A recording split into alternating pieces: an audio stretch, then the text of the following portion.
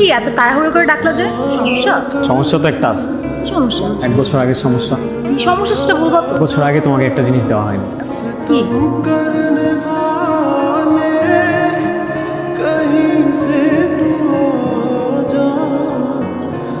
আমার পক্ষে এগুলো করা সম্ভব না। হঠাৎ করে কি হইলো? তুমি বুঝবা না এগুলো। আমি তো শুধু একটা ফুলই দিলাম, সমস্যা কোথায়? একটা ফুল দেওয়ার মানে কি বুঝি আবির? তোমার কি আমাকে ভালো লাগে না? ব্যাপারটা ভালো লাগে না আবির। বলো তুমি বিষয়টা কিসের? আর তুমি একদিন আমাকে ভালোবাসো, একদিন আমাকে দূরে ফেলে দাও। আমি তোমার এই ব্যবহারগুলো আমি বুঝি না পারিয়া। তুমি বুঝবা না, তোকে বলে কোনো লাভ নেই।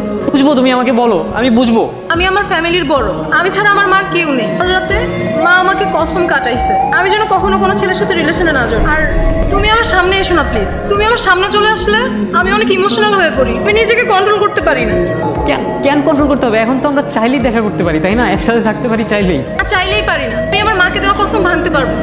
কি বলতেছো এগুলো? আমি থাকতে পারবো না তোমাকে ছাড়া, তোমাকে না দেখে আমি একটা দিনও থাকতে পারবো না, বিশ্বাস করো। প্লিজ তুমি আমার সামনে এসো না আবির, প্লিজ। আমরা কি কখনো এক হতে পারবো না পারিয়া? দেখো আবির, একটা সম্পর্ক ভবিষ্যতে ভেঙে যাওয়ার থেকে সেটাকে বর্তমানে কবর দিয়ে দেওয়াই ভালো। তুমি প্লিজ যেও না, প্লিজ। আমাকে মাফ করে দিও আবির, নিজের সাথে আমি আর লড়তে পারছি না। তাই তোমাকে আমি চাই না আমার জীবনের সাথে জড়াতে। আমার মায়ের জন্য আমাকে লড়তে হবে। এখনই আমার নিজের ইমোশনালের কাছে হেরে যেতে চাই না। আমিও চাই না তুমি হেরে যাও, আর আমি তোমার জন্য অপেক্ষা করবো।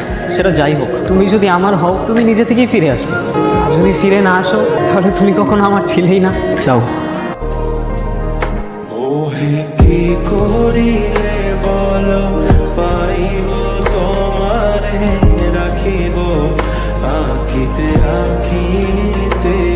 মোহে কি করিলে বলো, পাইব তোমারে রাখিব আখিতে আখিতে। ওরে এত প্রেম আমি কোথা পাবো না, এত প্রেম। কেন যেন তোমায় আমি বারবার হারিয়ে ফেলি। কথাটা হয়তো সত্য, কিছু কিছু গল্পের কখনো হ্যাপি এন্ডিং হয় না। আমার সত্য কি